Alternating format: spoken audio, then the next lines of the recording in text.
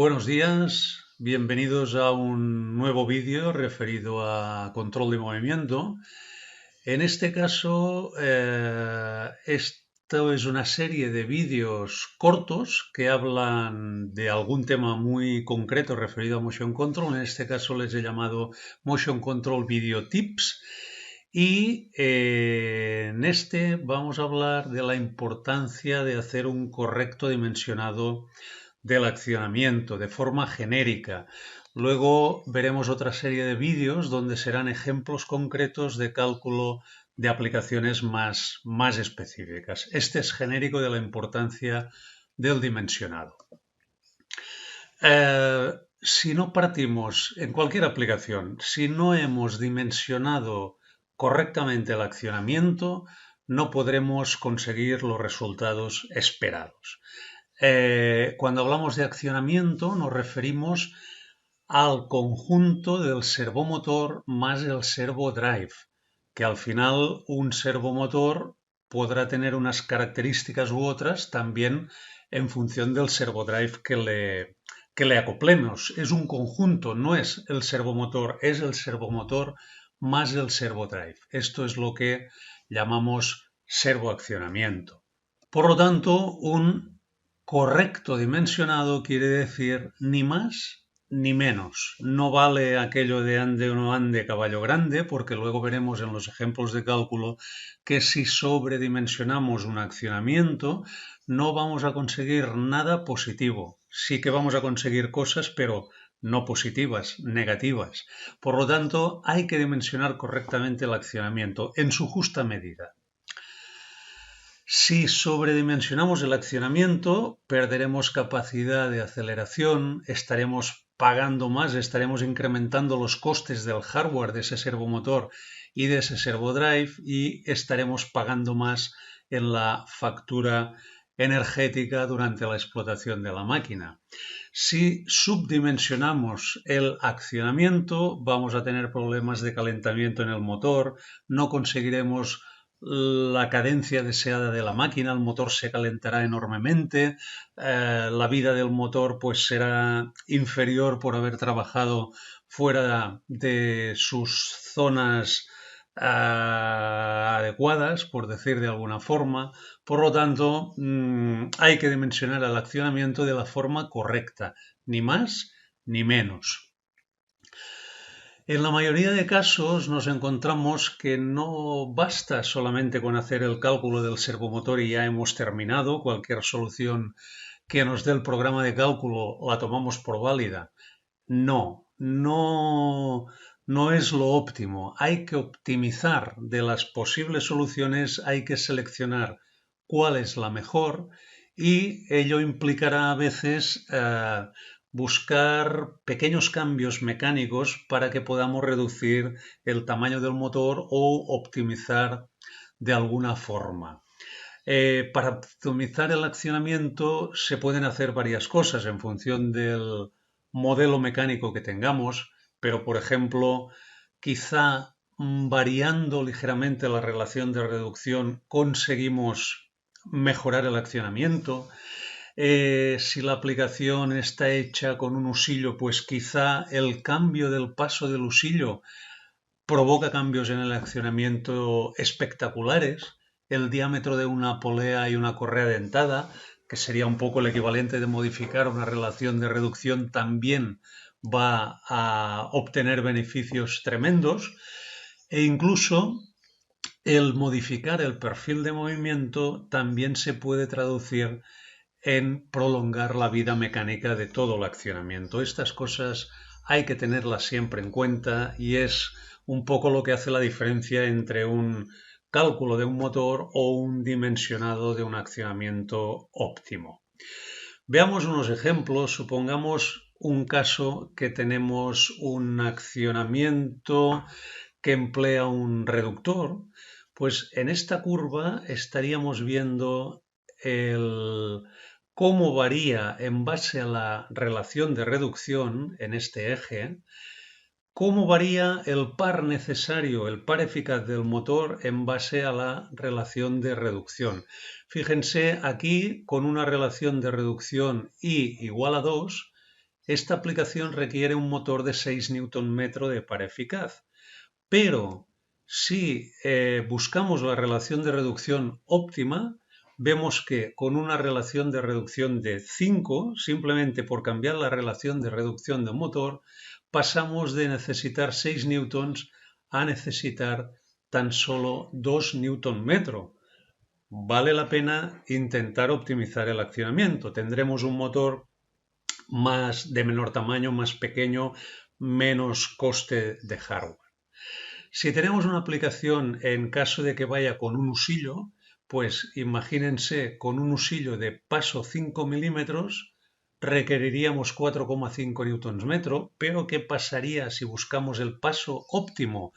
Pues que con un husillo de paso 2 milímetros, con solamente 1,5 Nm ya tendríamos solucionada la aplicación. ¿Qué ocurre también a nivel de prolongar la vida de la mecánica?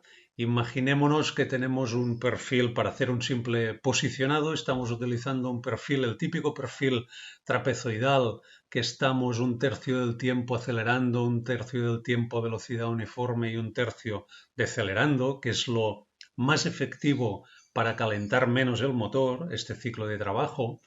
Pero ¿qué ocurre? Que si utilizamos este perfil con la aceleración cuadrada, que es el típico perfil que más se utiliza y es el que menos se debiera de utilizar, ¿por qué es el que menos se debe utilizar? Porque si observamos el jerk, que es la derivada de la aceleración, este pico de jerk que vemos aquí en color marrón, esto es el impacto que recibe la mecánica ante cualquier cambio de velocidad. Y este impacto es muy negativo para el desgaste de la mecánica, produce vibraciones, estos picos van desgastando la mecánica, incluso el ruido acústico se nota, con lo cual esto no es lo óptimo. Podríamos hacer esto. Si hacemos esto, pues resulta que el jerk es esta forma que vemos aquí en color marrón. Aquí ya vemos que la cosa ha cambiado bastante, la amplitud está ya más limitada y no son estos picos tremendos de forma de muy poco tiempo pero de un valor muy alto, sino que son digamos, unas presiones más suaves, no es un impacto tan brusco, o todavía lo podríamos hacer mejor si ponemos aquí que la aceleración sea senoidal, el jerk, que es esta curva que vemos, el jerk en este caso es una presión constante que va variando la fuerza, pero aquí en este caso no hay golpes, con lo cual con un simple cambio en la forma del perfil podemos prolongar de manera notable la vida útil de la máquina. Todas estas cosas hay que tenerlas en cuenta para optimizar el accionamiento. A nivel ya de realizar el cálculo, bueno, para hacer un cálculo teniendo en cuenta todo lo que hay que tener, pues antes era muy complicado, cada maestrillo tenía su secretillo, pues con una hoja de Excel, con sus fórmulas que se guardaban como oro en paño.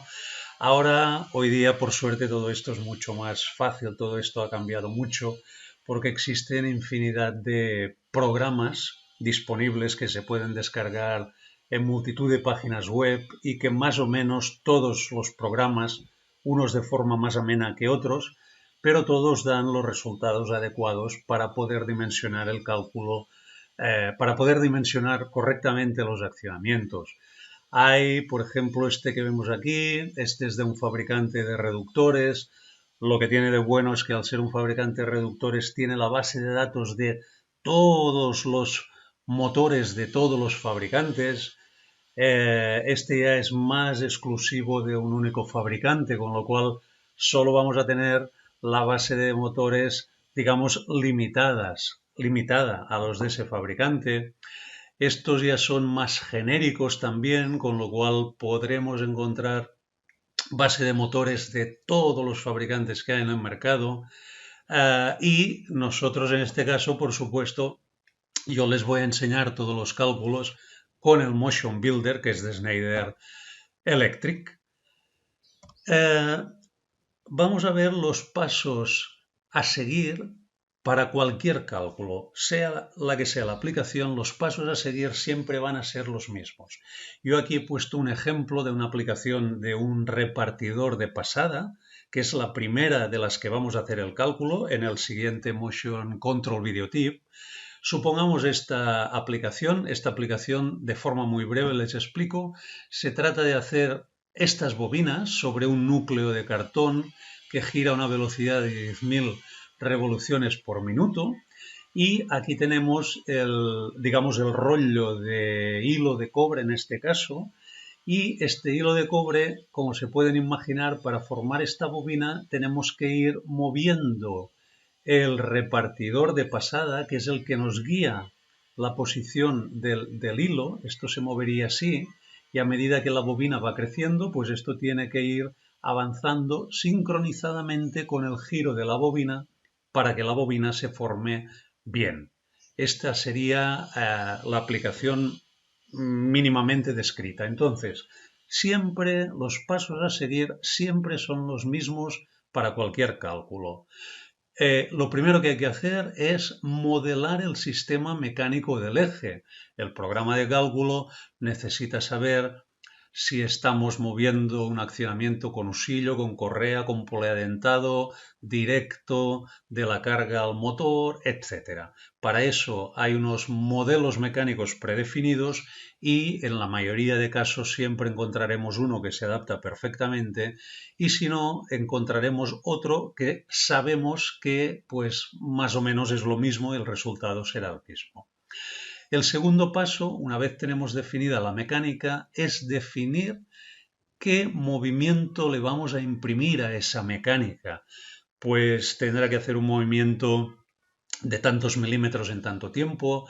Tendremos que hacer un ciclo en el que en una aplicación de un elevador pues estará subiendo y tiene que subir en tantos segundos, luego tiene que parar 2 segundos y luego tiene que bajar a otra posición. Eso sería definir el perfil de movimiento, el ciclo de trabajo detallado. Una vez hemos introducido estos dos pasos, el programa ya tiene la información para realizar el cálculo, con lo cual este sería ya el momento de calcular. Y ahí es donde nos encontraremos con un montón de posibles soluciones, de combinaciones de este motor con este reductor, etc. Pero tendremos que elegir cuál es la mejor de todas las soluciones y una vez tengamos la mejor de todas, que suele ser la que pide menos par eficaz del motor, esa siempre suele ser la mejor, y a partir de ahí tendremos que optimizar. Tendremos que intentar ver si cambiando algún parámetro mecánico podemos conseguir todavía un accionamiento, digamos, de menor tamaño. Estos serían los 4 pasos que siempre van a ser los mismos. En este caso, pues modelar el sistema mecánico, definir el perfil de movimiento y ahí es donde la cosa empieza a ser un poco divertida. ¿Por qué? Pues porque en muchos casos el cliente para el que estamos haciendo el cálculo no conoce el perfil de movimiento. Él no sabe qué valor de aceleración hay que imprimir al accionamiento. En muchos casos, quizá sí que sabe en cuánto tiempo tenemos que hacer un desplazamiento, cosas de este tipo, los ciclos que tiene que hacer la máquina y a partir de esta información pues tendremos que ser capaces de establecer el detalle del perfil de movimiento. En este caso que he puesto aquí, por ejemplo, pues ¿cómo podemos saber si ya tenemos una idea de cómo funciona la aplicación y me dan estos datos, me dicen que el giro del carrete es a 10.000 revoluciones, sé que tiene una amplitud de movimiento en este caso de 42 milímetros, sé que el grosor del hilo es de 1 milímetro, pues con esta información voy a poder ser capaz de deducir el ciclo de trabajo. En este caso, pues si el repartidor tiene que ir de 0 a 42 milímetros, de 0, imagínense esto funcionando, de 0 a 42 milímetros y vuelta a 0, pues este sería el movimiento de 0 a 42 y de 42 a 0. Claro, me falta saber en cuánto tiempo. Bien, pues si en este caso vemos que el hilo tiene un grosor de 1 milímetro, pues en 42 vueltas del núcleo tendremos que haber hecho este movimiento. ¿Qué datos tengo del núcleo? Pues que gira 10.000 revoluciones. Si sabemos que gira 10.000 revoluciones, son 166,6 revoluciones por segundo y por lo tanto 42 vueltas de ida más 42 de vuelta equivalen a un tiempo total de 504 milisegundos. Pues ya lo tengo. Tengo que ir de 0 a 42 en un tiempo de la mitad de estos 504 y tengo que volver a 0 en el mismo tiempo. Pues de ahí ya he obtenido los datos para poder imprimir el movimiento a este cálculo, en este caso genérico. Elegiremos la gama de producto, hay varias familias de motores, varias familias de drive, elegiremos la familia de drives y de motores adecuada. Más adelante veremos que hay motores de media inercia y motores de alta inercia. También con la herramienta de cálculo sabremos cuál es la familia de motores adecuada. Y una vez hayamos elegido el resultado del cálculo que más nos interesa, pues tendremos que intentar optimizar el accionamiento. En este caso, en este ejemplo que vemos aquí, pues la única cosa que podríamos optimizar es de modificaciones mecánicas me refiero, es el paso del husillo. Quizá haciendo un cambio de paso del husillo, que en este caso es de 4 milímetros, quizá haciendo un cambio de paso conseguiríamos resultados sorprendentes. Esto ya lo veremos en el primer vídeo donde haremos este cálculo. Bien, pues hasta aquí está este Motion Control Video Tip, esta propina, un vídeo muy cortito de la importancia del correcto dimensionado. A partir de aquí iré haciendo unas sesiones donde iremos viendo el dimensionado de un caso concreto de una aplicación y con la herramienta de cálculo haremos el dimensionado y así en bastantes aplicaciones. Pues nada más, muchísimas gracias por su atención y como siempre, si alguien quiere hacerme alguna pregunta, me puede enviar un email a este correo y yo estaré encantado de darles respuesta. Muchas gracias por su atención.